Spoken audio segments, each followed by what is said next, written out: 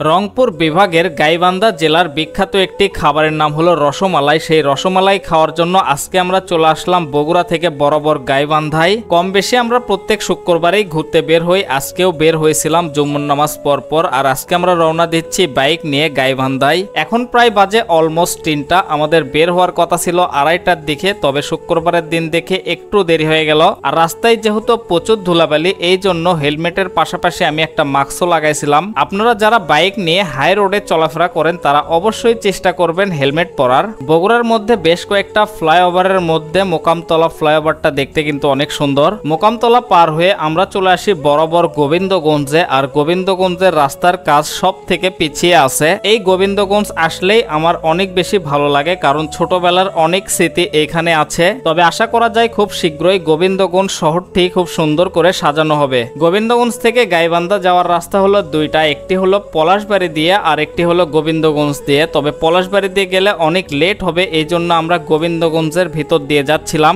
এই রাস্তা দিয়ে যাওয়ার সময় গোবিন্দগঞ্জের খুব সুন্দর একটি স্টেডিয়ামও দেখতে পেলাম। এই রাস্তা ধরে কিছু দূর আসার পরে একটি বাজার পাই, যে বাজারটির নাম হলো ফুটানি বাজার। তো কি আর করার, এই জন্য ফুটানি করে আমরা চা আর বিস্কুটও খেলাম। চা খাওয়া শেষ করে খানিকটা রাস্তা আসার পরে খুব সুন্দর একটি সেতু দেখতে পেলাম, যে সেতুর নাম বড়দহ সেতু। এইটি দেখতে আমার খুবই ভালো লাগলো। এখান থেকে বাঙালি নদীর খুব সুন্দর একটা ভিউ দেখা যায়। কখনো সময় পেলে অবশ্যই আসবেন। 10 মিনিট পরে আমরা বরাবর আবারও রওনা দিলাম গাইবান্ধার উদ্দেশ্যে। বৃষ্টি পার হওয়ার সাথে সাথে আমাদের সামনে একটি বাস নামিয়ে দেওয়া হলো। প্রথমেই ভাবছিলাম এটা হয়তো কোনো চেক পোস্ট, পরে দেখি না, এটা কোনো চেক পোস্ট না, আমরা যে ব্রিজ দিয়ে পার হলাম সেই ব্রিজে টোল দিতে হবে। তবে মোটরসাইকেল, রিক্সা, ভ্যান ও সিএনজির জন্য কিন্তু মাত্র 5 টাকা দিতে হয়। যাই হোক, তারপরে বরাবর চলে আসলাম গাইবান্ধার 2 নম্বর রেল গেটের সামনে। আসতে দেখি বিশাল সাইজ একটা ট্রেন যাচ্ছে। রেল গেট পার হয়ে প্রথমে চলে আসলাম গাইবান্ধা স্টেশনে। ভাবলাম এখানকার স্টেশন দেখতে কি রকম একটু ঘুরে যাই। তো গাইবান্ধা স্টেশনটা কিন্তু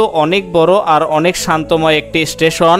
যদি বাইক না নিয়ে আসতাম তাহলে হয়তো ট্রেনে চড়ে আসতাম, আবার ট্রেনে চড়েই বাসায় যেতাম। স্টেশনের পাশে এই ধরনের খাবারের দোকান দেখলে আমার আবার মাথা ঠিক থাকে না, আমার খাইতেই হবে। তো 10 টাকার নিয়েছিলাম বাদাম মাখা ও 10 টাকার নিয়েছিলাম আমড়া মাখা। খাওয়া শেষ করে স্টেশনের সাথে যে গাইবান্ধার সাইনবোর্ড লাগানো আছে সেইখানে গেছিলাম। তো এখান থেকে 2-4টা ছবি তোলার পরে আমরা স্টেশন থেকে বের হলাম। আর এখন আমরা ট্রাই করব গাইবান্ধার সেই বিখ্যাত রসমন্দ্রী কিংবা রসমালাই। এই দোকানটি কিন্তু একদম স্টেশনের সামনেই। এই রসমন্দ্রী এইখানে বিক্রি হয় 400 টাকা কেজি। মিষ্টি খাবার আমি খুব একটা বেশি পছন্দ করি না, বাট এই রসমন্দ্রীটা আমার কাছে খুবই ভালো লাগছে, কারণ এর মধ্যে দুধের পরিমাণটা অনেক বেশি ব্যবহার করা হয়। আমরা যেহেতু খাবো এই জন্য 50-100 টাকার নিয়েছিলাম। আপনারা যদি গাইবান্ধায় ঘুরতে আসেন তাহলে এই খাবারটি একদমই মিস করবেন না। রসমন্দ্রী খাওয়া শেষ করে আমরা চলে আসলাম গাইবান্ধার পৌর পার্কের সামনে। এই পৌর পার্কের মধ্যে রয়েছে বিশাল বড় সাইজের একটি পুকুর আর একটি শহীদ মিনার, যেখানে সকালের তুলনায় বিকেল বেলা মানুষ এর মধ্যে বসে থাকতে বেশি পছন্দ করে। পৌর পার্ক থেকে বের হয়ে আমরা বরাবর রওনা দিলাম গাইবান্ধার সেই বালাসী ঘাটের দিকে।